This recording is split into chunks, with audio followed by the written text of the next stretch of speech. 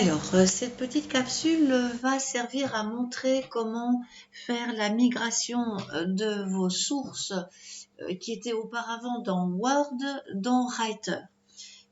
Parce qu'en fait, puisque vous êtes au point d'avoir terminé le Canva ou même le plan, mais qu'il sera peut-être nécessaire pour certains d'entre vous de migrer vers Writer, qui est le seul traitement de texte où on pourra insérer des sources bibliographiques et aussi insérer des notes de bas de page. Donc tout ça demande un logiciel tel que Writer. Si vous n'avez pas Word à la maison, il faut absolument passer à Writer pour l'instant. Alors, donc l'idée c'est que vous avez réussi à retrouver vos sources quelque part, peut-être d'un devoir précédent, et elles sont là quelque part en texte libre dans un document. Il suffira de faire un copier-coller, mais je vais montrer où le faire, en l'occurrence dans Writer, puisque là j'ai ouvert le document dans Writer. Alors c'est un peu particulier parce qu'il faut insérer. Donc on va dans menu insertion et dans entrée de bibliographie, donc table des matières et index et entrée de bibliographie. Ça c'est une chose. On va rester dans contenu du document. Et là c'est un petit peu curieux, donc au départ on n'a rien, mais le but c'est qu'on ait la liste avec les X sources qu'on a. Et on va jouer avec ça dans le sens où on clique sur nouveau, éventuellement éditer pour modifier. Mais en tous les cas, quand on a fait un nouveau, il faudra faire insertion. Même l'insérer de manière artificielle, il faudra cliquer sur insertion, quitte à l'effacer après. Donc c'est un petit peu du chipotage, mais voilà, c'est un peu spécial. Donc on clique sur nouveau. Là, il y a vraiment une zone blanche, enfin une zone vide qui attend. Voilà, je vais un petit peu bouger les boîtes. Et là, en gros, vous remplissez. La première source ici, donc billetterie, je vais limite faire des copier-coller comme ça. Je vais déjà noter l'auteur. Il faudra certainement un abrégé, donc on va taper billetterie par exemple.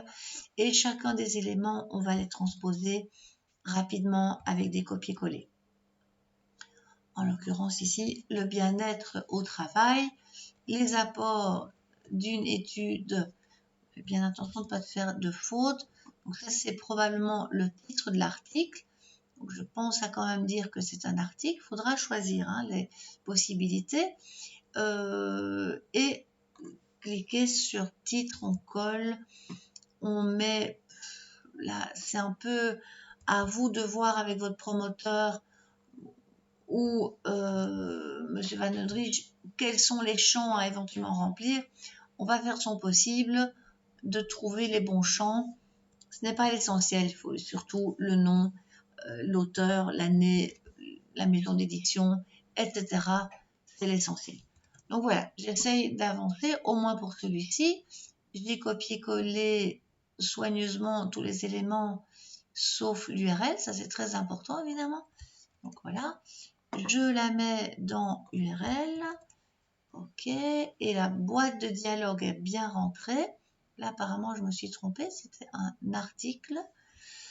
Je vérifie, ça m'a l'air bon, mais de toute façon je pourrais changer après. Donc là je cliquerai sur OK, voilà. Alors l'erreur à ne pas faire c'est de juste fermer. On va l'insérer, même un peu comme ça à travers tout, pas grave. L'essentiel c'est qu'on la voit apparaître là-dedans. Ensuite on ferme, voilà, et je peux même l'effacer, ce n'est pas essentiel. Je vais la laisser pour l'instant, histoire de quand même montrer qu'on l'a fait. Je vais passer au deuxième, donc transposer la deuxième source.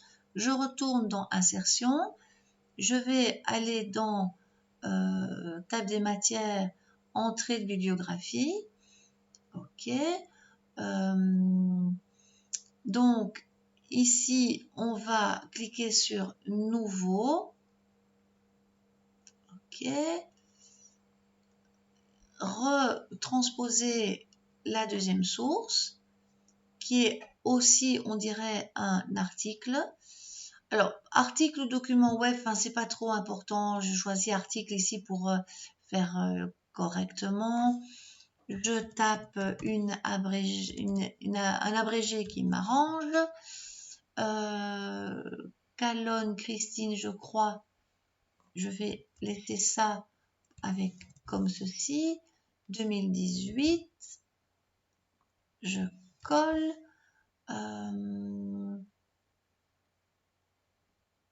Alors, ceci serait sans doute le titre, et ça, c'est peut-être probablement le titre du magazine.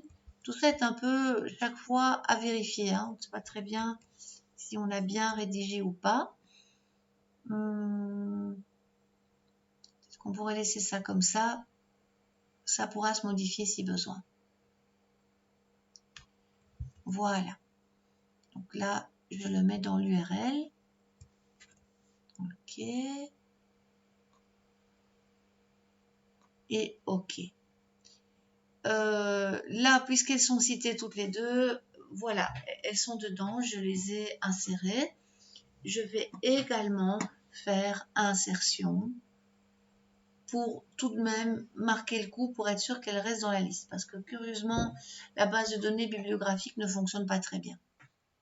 Alors, je pourrais éventuellement fermer ceci, enlever mes mentions de bibliographie, et si je retournais voir mes entrées de bibliographie, par contre, je vais aller voir là, dans entrée bibliographie, dans contenu. Bon, voilà, j'ai inséré, même si je les enlève, à un moment donné, les entrées de bibliographie sont quand même là, et c'est bien de celle-là qu'il va s'agir pour insérer la bibliographie. Je vais montrer ça dans un instant.